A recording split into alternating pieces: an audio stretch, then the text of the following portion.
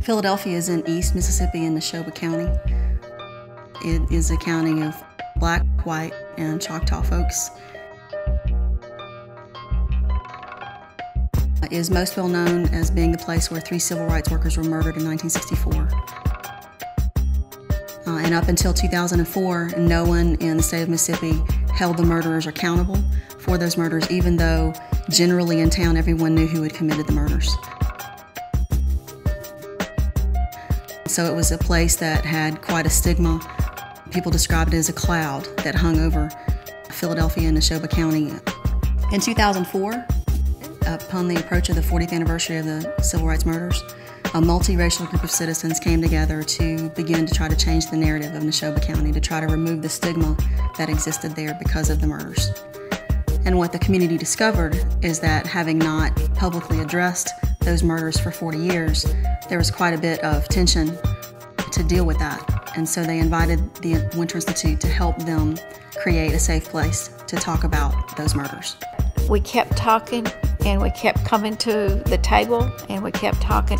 And little by little, we got, I think, more trust in each other. And so the Philadelphia Coalition, as the group became known, issued a call for justice on the 40th anniversary, literally, of the murders.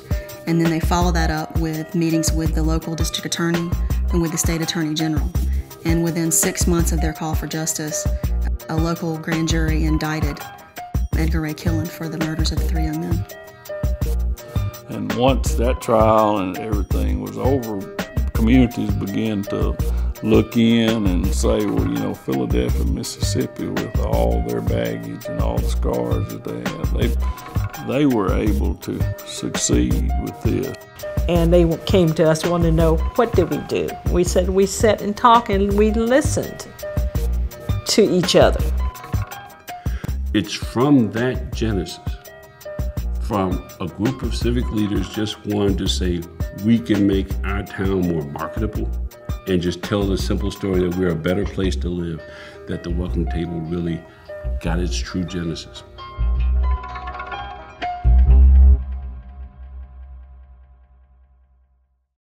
The Welcome Table is a core program of the Winter Institute. And what that means for us is that all of our human resources and all of our financial resources are brought to bear when a community is ready to move forward. It is a process that we use to help communities grapple with difficult issues, usually around race, but not necessarily confined to race. We send community organizers into the community to help identify community leaders, to help facilitate meetings. We take community leaders who are ready to engage in a long-term process on a community retreat. We create safe space by establishing a set of baseline rules at the beginning of the discussion. These rules, which number anywhere from 10 to 12, sometimes we'll tweak them a little depending on the circumstance, establish certain sets of parameters that everybody can count on. These rules protect the individuals, allows them to express themselves clearly without fear of attack. People who were involved with the retreat are able to speak more openly. They know how to speak, and they know how to allow others to speak and not become offended by what they say. And learning these techniques are something that that I didn't only use at the retreat, but I've been able to use on my daily life. I'm talking about it's times that I've used things that I've learned there, these tools that I'm talking about, 2 or 3 times a day. And once you leave retreat, you're still thinking. You know, it just makes you think. And then we support that community group when they come back home from the retreat in terms of understanding the needs of their community and discerning exactly the work that they need to engage in to address those needs. And then if it requires specific training in communications, in grant writing, in public policy, then the Institute provides that training so that the community has everything it needs to do what it needs to do to make the community better. As the Welcome Table process unfolds, we notice that the participants are becoming more knowledgeable, that they're developing community building skills, and most importantly, that they are now willing to collaborate to build a better community. And that's the most important thing. The Welcome Table is active in several communities. One of the newer communities is Oxford, Mississippi. Oxford in Lafayette County is in northern Mississippi. It was founded to be the location of the flagship university of the state of Mississippi, the University of Mississippi, which has become known as Ole Miss. Oxford's unique in a lot of ways for Mississippi communities in that, aside from the violence that took place on the campus during the 60s, other than that, the community was fairly quiet. There's a perception among the people who lived there that, well, we're better educated than most, so we really don't have a lot of problems. However, because of that, a lot of issues have not been dealt with. Oxford, Mississippi most often is considered the nicest place to live in Mississippi, and in many ways it is. And yet, underneath that surface of greatness, there's a lot of suffering. There are a lot of folks who don't have access to all the opportunities and resources that they need to be able to thrive. And so we have to kind of scratch beneath the surface and address that suffering. Members of the community have invited the Welcome Table in as a way to address those issues. I think there were close to 12 to 16 individuals from the Oxford community who were not facilitators or who were not on staff of the Institute that actually attended the retreat. There are not many intentional dialogue about race relations in our state. I was excited about having the opportunity to be a part of that dialogue, especially in a setting that I felt was going to be diverse and was also going to entail people that were interested in returning from that retreat and actually putting the lessons learned and the sharing of information to good use. I think the biggest change that has occurred in Oxford as a result of the Welcome Table is individual transformation. It enabled participants of the retreat to do a lot of inner work to determine the kind of role that they wanted to play in the community when they returned home. It's a beginning, but it's a very good beginning. Greenwood in Lafleur County is in the heart of the Mississippi Delta. It bills itself as the cotton capital of the world, and it has certainly witnessed all of the context that being a cotton economy brings, with wealth being held by a small minority of white planters and the labor force really doing most of the work without benefiting from the results of their labor. It's suffering from a great degree of inequity. It's obvious when you drive from one side of town to the other who the folks are that have all the resources and who the folks are that don't. The Winter Stew was asked to come in to do the Welcome Table process for Greenwood, Mississippi on behalf of a group called the Greenwood Bridge to help them with discussions along the lines of race and to create safe space so they can continue their discussions. The bridge had been formed to help address and bring together people from both sides of the river. And I use the term both sides of the river because in Greenwood, Mississippi, white community lives on one side of the river, and the poor, predominantly black community lives on the other side of the river. The issues that were addressed originally were trying to reach across the barriers of geography and culture and ethnicity that separate Greenwood into multiple small communities that don't know each other.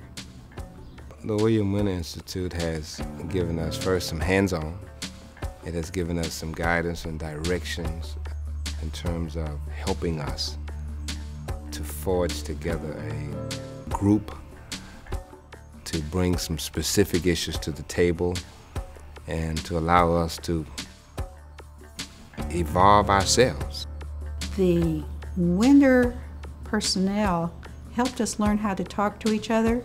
They taught us some communication rules to make the communications be fruitful.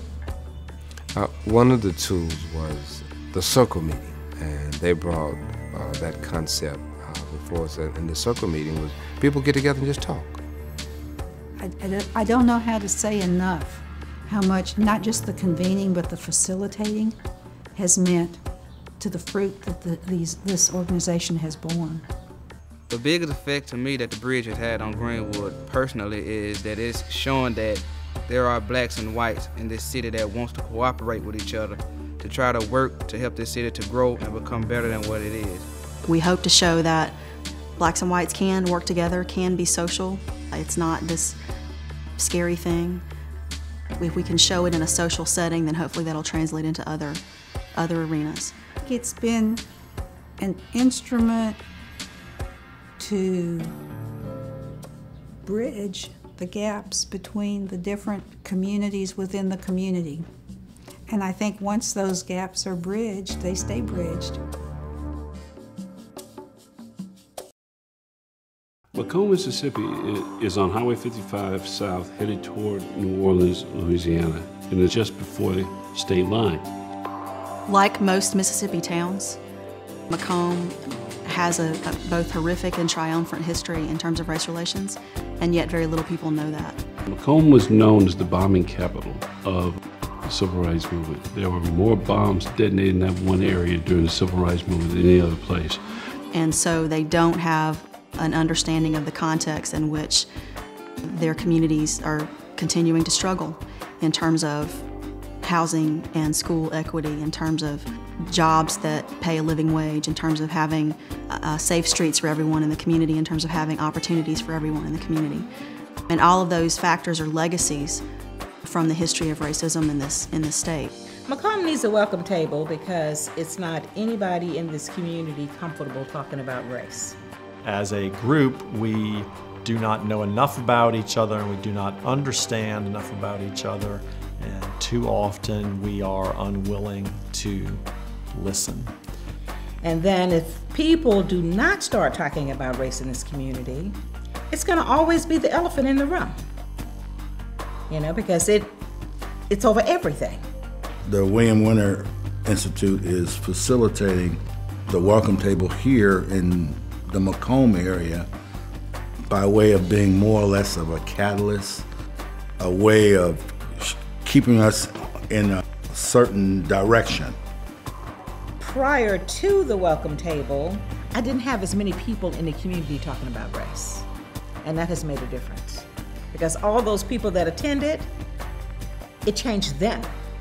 You know what I mean? It taught them to listen, and it taught them not to judge. And it taught them some skills that they needed, that they felt comfortable talking to people about race, which has made a difference. And so I think most of the people who attended were more willing to listen. But you're talking about 25 people out of a town of 13,000 and a county of 40,000. And so you have to do a lot more work to get your message across. And really that's the next step. My highest hope for McComb is that the people can come together and that everybody recognizes at some point in time that it takes all of us to move this place forward. And at that point in time, I think we'll get a lot of forward movement. The future of the welcome table is wide open right now. And I say that for two primary reasons. One, the tools work. That's been proven. That's a good thing. The second reason is that there is a need. We believe that Mississippi is going to lead the nation in dealing with race, and we want to be a part of providing the tools for people to be able to do that. My highest hope for Mississippi is that we are going to be the model for race relations for the rest of this country. If it has affected half of the members as much as it affected me, the effect that it has made on this community would be immeasurable. And you have to talk. You can't just make up in your mind that this is the way it's going to be. You got to talk. If you don't have a communication to understand each other, you're just lost. To paraphrase Benjamin Franklin, we either hang together or we hang apart.